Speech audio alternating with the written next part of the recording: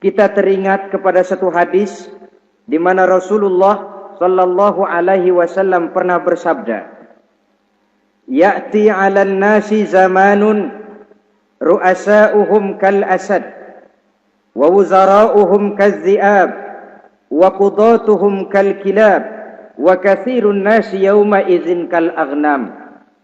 Pada satu saat, kata Nabi, akan datang di tengah masyarakat manusia di mana pada masa itu muncul pemimpin-pemimpin yang bertingkah laku seperti singa.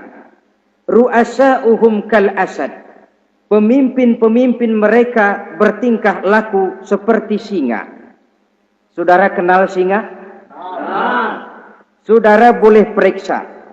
Di mana ada hutan, singa selalu menjadi raja. Padahal hutan belum pernah bikin pemilihan umum. Tapi yang namanya singa tidak pernah peduli. Ada pemilihan umum atau tidak, raja hutan tetap singa. Kenapa? Karena singa menjadi raja di hutan bukan berdasarkan kebenaran, tapi karena kekuatan.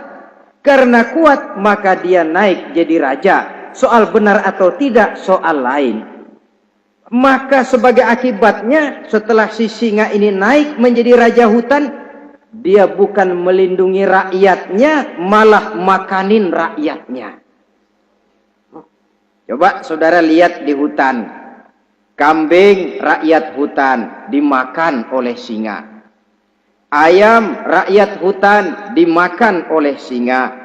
Sapi rakyat hutan dimakan oleh singa. Inilah akibatnya karena singa naik berdasarkan kekuatan. Setelah naik bukan melindungi rakyatnya, malah makanin rakyatnya. Mental semacam inilah yang dimiliki oleh Raja Namrus laknatullah alaih. Cuma karena rasa ketakutan akan datang orang yang akan menumbangkan kekuasaannya, maka seluruh bayi laki-laki harus dibunuh tanpa dosa apapun.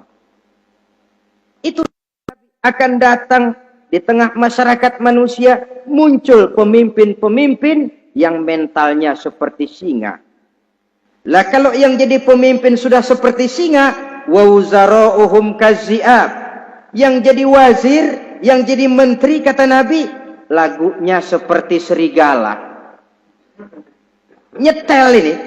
Kalau sudah pemimpin seperti singa, yang jadi menteri seperti serigala.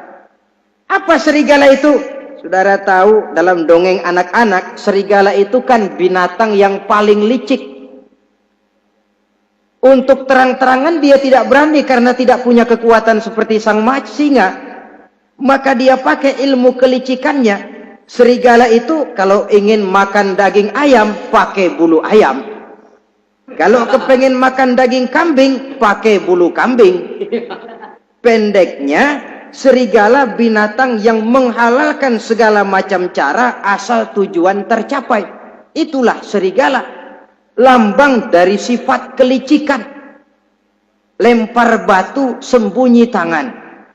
Pengen makan daging ayam, pakai bulu ayam, nyaruh jadi ayam. Pengen makan daging kambing, pakai bulu kambing, nyaruh jadi kambing. Ini akibat dari yang pertama tadi. Pemimpin seperti singa, lalu menteri pun seperti serigala. Efeknya kemudian yang segera menyusul apa? Wa qudatuhum kal kilab. Kalau pemimpin sudah seperti singa, menteri sudah seperti serigala, wa qudatuhum kal kilab, akan muncullah para penegak hukum yang mentalnya seperti anjing. Inna lillahi wa inna ilaihi raji'un. Penegak hukum yang mentalnya seperti anjing itu. Anjing, saudara lihat, anjing akan setia kepada siapa saja yang memberinya daging. Kalau dia disuruh jaga rumah, dia tidak bisa membedakan mana yang maling, mana yang tamu. Biar yang datang tamu, kalau nggak bawa apa-apa, pasti digonggong. Biar yang datang maling, kalau bawa daging, anjing kalem. Pokoknya siapa yang memberi saya daging, itulah majikan saya. Apa kata majikan saya, itulah yang saya laksanakan. Maka hilang kebenaran hukum, hancur norma-norma keadilan. Oleh karena apa? Oleh karena anjing dapat daging. Lalu dalam kondisi semacam itu, yang jadi rakyat bagaimana? Kata Nabi, wa katsirun nas yauma izin kal aghnam. Adapun kebanyakan orang pada masa itu, lagunya sudah seperti kambing. Saudara, kambing itu binatang yang cuma menang geroyokan dan tidak punya alternatif. Namanya kambing, digiring ke lapangan embe. Betul kan? Betul. Digiring ke kuali embe.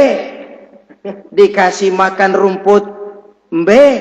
Sampai pun mau dipotong masih embe juga. Tidak punya pilihan lain si kambing ini, tidak punya alternatif lain. Kondisi semacam inilah yang terjadi di masa pemerintahan Raja Namruz laknatullah alaih.